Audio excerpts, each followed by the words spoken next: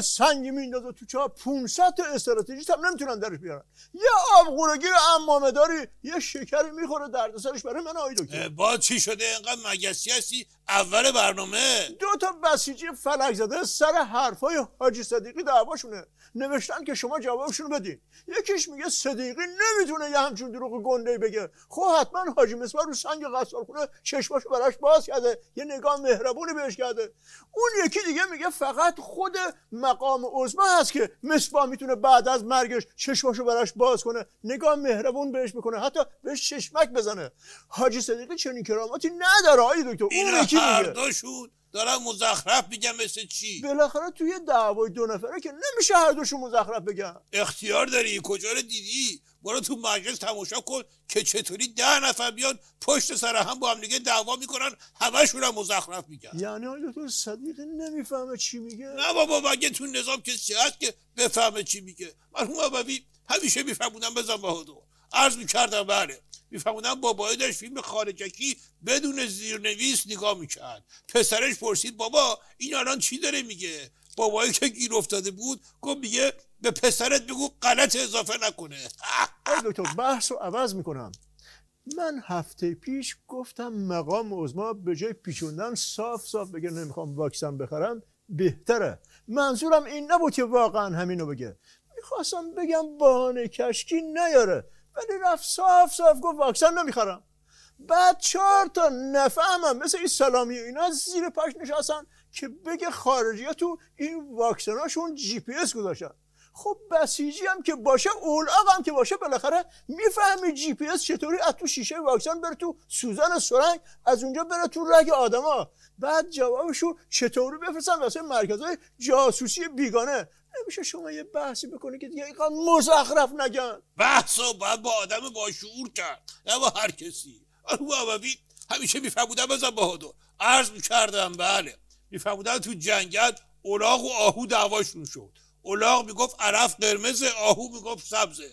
بردن پیش شیر قضاوت کنه گفت آهو رو زندانی کنی.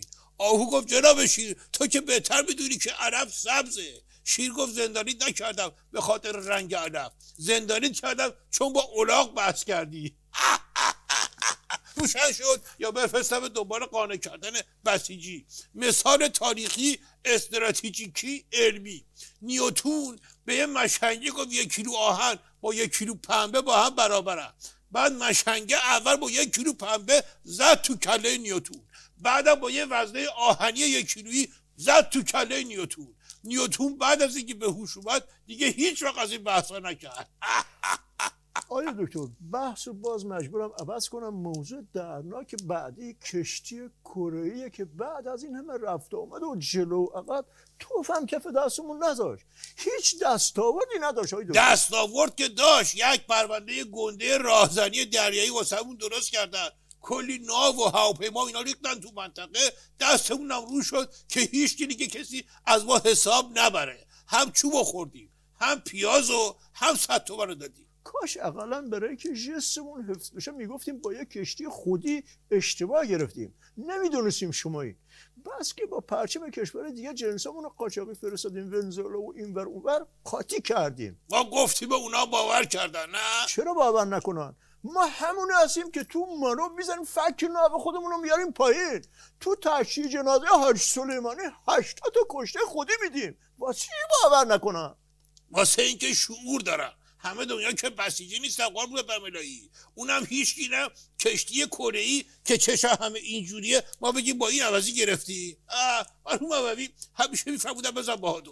عرض میکردم بله میفهمودن مشنگه توی شرکتی کار داشت. یکی از دوستای دبستانش تو شرکتی پرید بغلش کرد کلی شوخی و اینا خیلی دلش واسهش تنگ شده بود. بهش گفت امیرعلی چقدر عوض شدی؟ امیرعلی گفت میدونی چرا اینقدر عوض شدم؟ مشنگه گفت مشکلات زندگی. طرف گفت نه چون من امیرعلی نیستم احمق. از این به بعدم قبل از اینکه لپ رئیس شرکت بگیری بکشی درست نگاه کن که عوضی نگرفته باشی. برای دکتر بد جوری عوضی گرفتی. بعضی وقتا غلطی که میکنی 1 ساعته تومونشو حالا باید پس بدی. مرحوم ابوی همیشه میفهمودن بزن بهادر. عرض میکردم بله میفهمودن که یارو گشنش بود پولم زیاد همراهش نبود. یک رستوران شیک دید که با تابلوی بزرگ نوشته بود رستوران صلواتی. خوشحال شد، رفت یک طوری تو کار خوردن که کم بوده بود گارسونای مرسی هیکلش هم بذار لای نون بخوره. آخر کار گارسونه یک صورت حساب واسش آورد که اولش فکر کرد شماره تلفونه، بس که دراز بود. مشنگه گفت مگه رستورانتون صلواتی نیست؟ گارسونه یقه رو گرفت، از زمین بلندش کرد، گفت نه مشنگ، فامیل صاحب رستوران صلواتیه.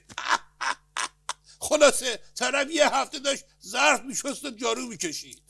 آیه دکتر، جنبندی آخر رو بگین تا برنامه رو تموم کنیم. مختصر، مفید، دیجیتالی. خیلی وقته که دیگه عضوا آرزو نمیکنه خوشبخت بشه، فقط آرزو میکنه از اینی که هست خیلی بدبخت‌تر نشه. آیه دکتر، من از حضورتون درخواست کردم یک جنبندی بدین، نه اینکه مقام عضوا رو بدبخت و بدبخت‌تر بکنید. مقام عضوا رو میخواید دیگه، جنبندی در دیوار آقا کرده.